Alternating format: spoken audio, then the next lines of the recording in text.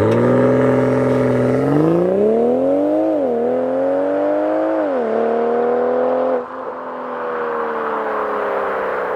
guys, welcome to Life of P&K, where we learn something new every day. And today, if you stick around, you might learn a couple new things about this car, maybe some things that can help you in the future.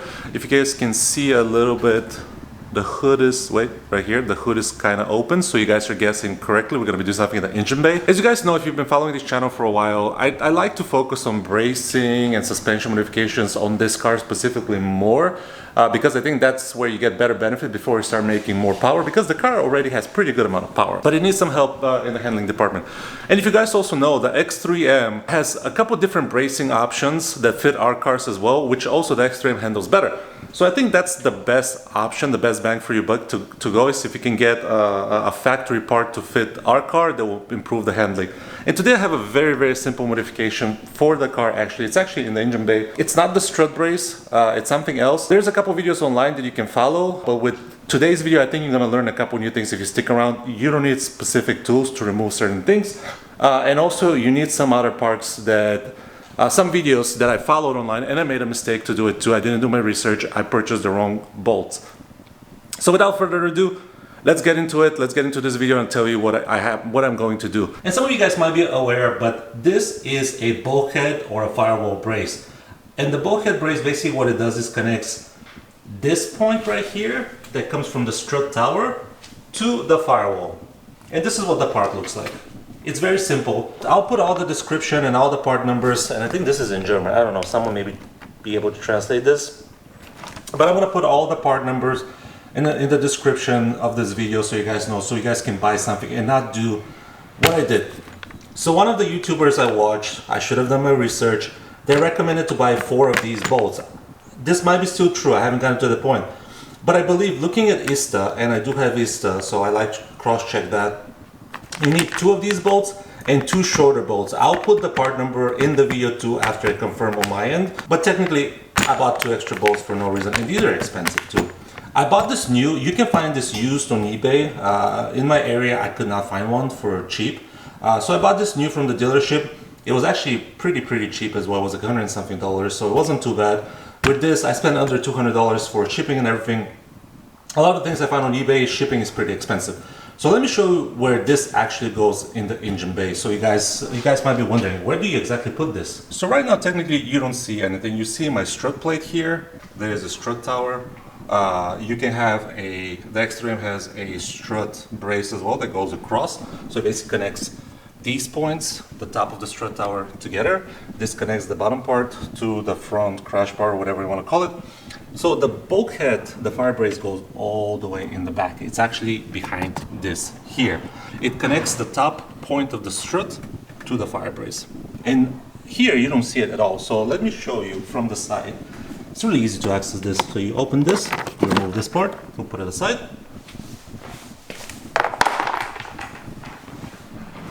And you already can see part of the brace. It's already here. So these are hollow. These are very similar to what you will get in your car if you don't have this plate and you have 2 connecting points here with the exact same one. And this is hollow. It's not very strong. It's thick, yes, but it's not very strong. What you have to do is, and there's one on this side as well. If we remove this, there you go. If we remove this, you can see there's one here too. I would recommend put something. I'm not going to put anything, but if you want to do this correctly, put there's a specific tool that you cover. This is your hybrid battery, if you have the mild hybrid as they call it, but you just need to get access to this. And you guys might be asking already, how do we actually access the bolts back there? So there's two schools of thought, or whatever it's called, train of thought, whatever it is.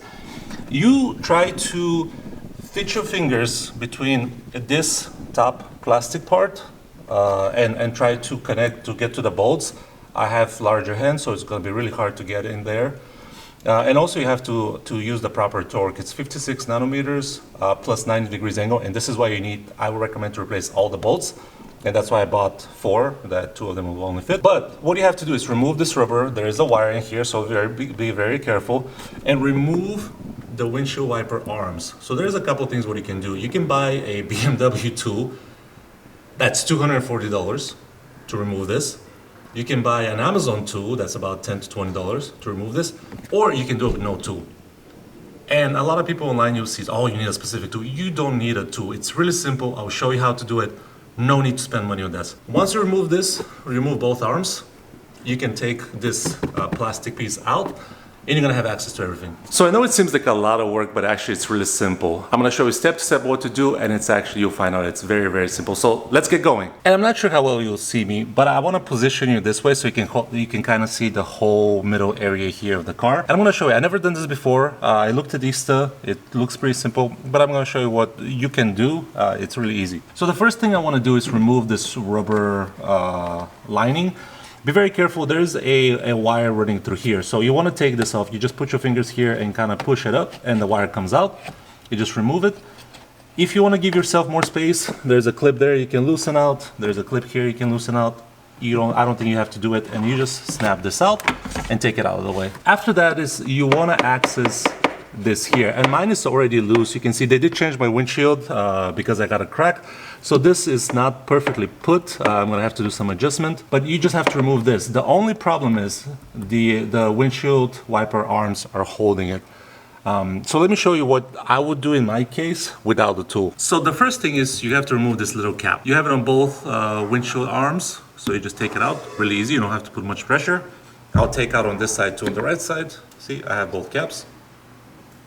And this is a 60mm. On my side, I actually couldn't find a 60mm, so I'm using a 5/8, and it actually works very well. It fits in here very well. Not much movement at all. But be careful not to strip this. You don't have to put a lot of pressure. I like to loosen it out a little bit first, like this. And there you go. Take it out. I'm gonna do it on the other side as well. Now, what I would recommend you to do is, if you have some masking tape or like a painter's tape, to put the exact position of the windshield wipers. I didn't have any at home, so what I'm going to use is a Sharpie. The Sharpie, you just can use like alcohol-based like solution to remove it from the windshield, or just like rub really hard.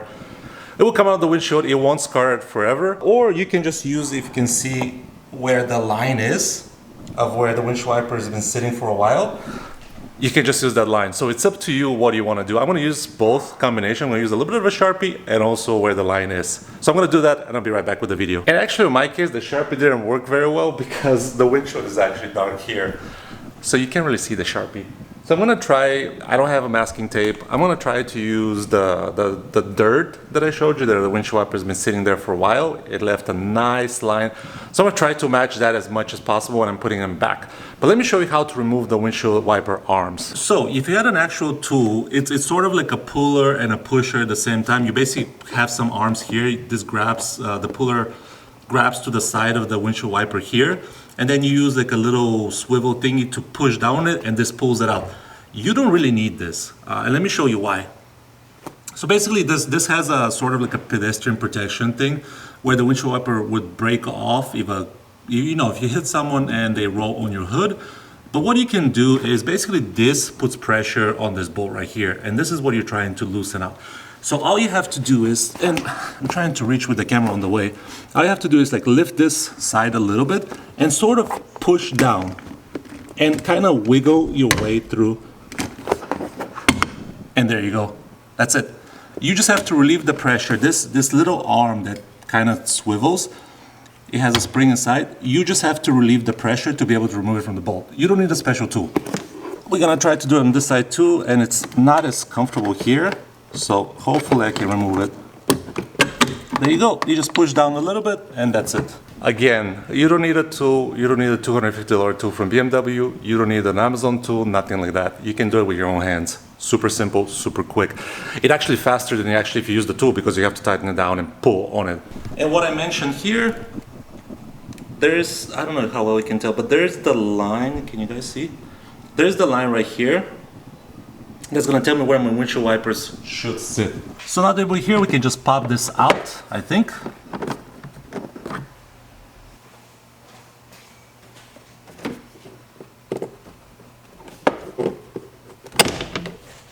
There you go, I kind of helped it on one side and pulled here too, and it comes out.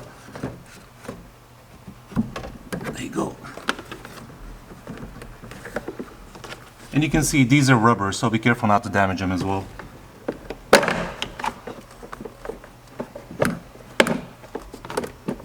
Also, another point to mention, I almost messed this up, but there's a little clip here, so take this off and this will come out. Just, you have to disconnect this to remove this part. It was already disconnected on that side. So as I told you, they did replace my windshield. They did a great job replacing the windshield, but when it comes to some of the plastics, they didn't do such a good job. So this was disconnected. This same part on that side was disconnected to the main piece. This was disconnected from down there. These are sort of like drain pieces that drain the water. So if they don't work well, it's not gonna drain the water in the proper channels. Just to show you the two, these are, this one, the top one here, or the bottom one, let's call it, is 18. Where's the measurement? Oh, it's up here. So 18 millimeters. This one goes here. And then this one is 16, so very similar to what you use to remove your windshield wipers. So I'll use, on my side, I'll use this 5/8, should work fine.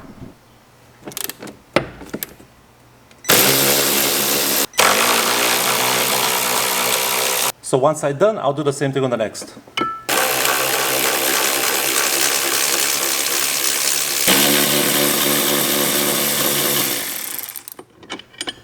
Let's compare what we have here.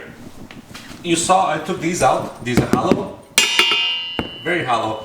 This is more of a solid metal. It is hollow also on this side, but it's an actual steel. This is more of an aluminum piece. So because of the material, I think this will flex a lot less versus where this might flex more.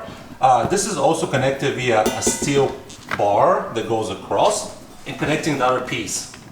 And same thing here. If we look at the engine bay, technically it connects the rear bottom part or the rear end of the strut tower. So this is the whole thing, is the strut tower. You have the strut tower here, but you have the strut plate, let's call it. So this one connects the rear of it. So this provides more support to the actual strut tower for this not to shift. Same thing on this side. And it connects to sort of the frame of the car via these little things. And you can tell, you might think, oh, these are very clumsy. But then you have also the bar that connects these pieces together. When you look at this as a diamond, let's say, you have the strut towers as your two main points. They'll be good to connect. I'm gonna get there at that point at some point. You have the front end of the diamond, which is this right here. So these two are connected, and how they're connected with an extra middle piece here. And then you have the rear end with this. So now you're gonna have a connection here, here, and the middle side. So your diamond is almost complete. I just have to get this piece too, which is coming as well. So a couple things that I'm noticing. This actually, indeed, I don't know if you can tell, but this indeed is connected to the actual car frame. You can see there's a support brace here. So this brace is going to help for sure. You can see here. And I mentioned that at the beginning of my video. I watched the do-it-yourself YouTuber with the same car. He recommended to get 4 of these bolts. As a part number, it's inaccurate. You can see you need these 2. The reason why it's not good to reuse these is because you tie them down to the proper nanometers and you do plus 90. So that's going to be an issue on my side. I'm going to reuse these. Unfortunately, I don't have another set. I have to order another set. I can replace them, which is not a big problem. You saw you can get to them really easily within 5 minutes. So for now, for this video, I'm just going to reuse these, but I'll recommend to buy 2 new ones. I have 4 of these, so if I ever run out of one, or if the front side of the car needs one, I can replace it. But this is what the old ones look like, and you can see they match. So this is why I recommend follow your own gut, do your own research before you're doing something to your car. In this case, I typically do follow my own gut, do my own research, but in this case I decided to trust someone else. In this case I decided to trust someone else's research, and it wasn't there. Sorry guys. I tried to provide you guys with the most clear, transparent information I can find on my side, what I do in my car. So I was hopeful other people do the same thing. Maybe not. I'm not gonna mention names, I don't wanna speak bad about it. My point is, make sure you do your own research before doing something to your car. And logically think about things and what you're doing, make sure it makes sense. Let's put this big piece in there. Okay, you guys can tell it fits like a charm. I haven't put the bolts in, but that's where it goes. It's here, and then it connects there. You can see the cutoff. It fits perfectly here for the little part. Also be careful with your electric wiring as well. That goes to your hybrid, mild hybrid battery, whatever you want to call it. but no problems. If it's perfectly well, I'll tighten up everything, all the bolts. Just remember this 56 at 56 nanometers and then a 90-degree angle. Same thing here, same thing there, same thing there. I would say make sure you torque it properly because it is part of the bracing, the suspension side. But I'll bolt up everything and I'll get back to the video with my final thoughts as well, or cleaning up enclosure. Okay guys, now everything is together. As I said, this is 16, 18, 56 and 90 degree, 56, 90 degree. So all four corners like that. So I'm gonna take some time putting everything back together. So I still have to do the plastic part on top, the windshield wiper arms and so on, tighten everything together, button everything together. But I don't wanna waste you guys' time because this video is already a little bit longer. But the mode, if you do this without recording, without anything, with the proper tools, if you have everything properly, 10 minutes tops. Super easy to do. And then you put everything back together, maybe another 5 minutes, let's say. But this is what it looks like. I actually do love the look. Now it looks more like a proper setup. Really nice. So I'm hopeful. As I mentioned, the full diamond is gonna finish. We're already supporting these two parts here. We're supporting now these two parts. This is being supported as well. This is being supported as well. So we're following the same geometry with the suspension, and I'm hopeful this will provide a little bit more benefit. I'm sure if this is the only piece you replace, it won't be that drastic of a change or any change at all. But once you start adding up, let's say the plate, the strut tower brace, this rear back here, your synchro design, thrust arms, you're gonna start feeling big differences. You can do a CPM mid brace, you can do the actual BMW X3 M brace as well that connects to the rear suspension.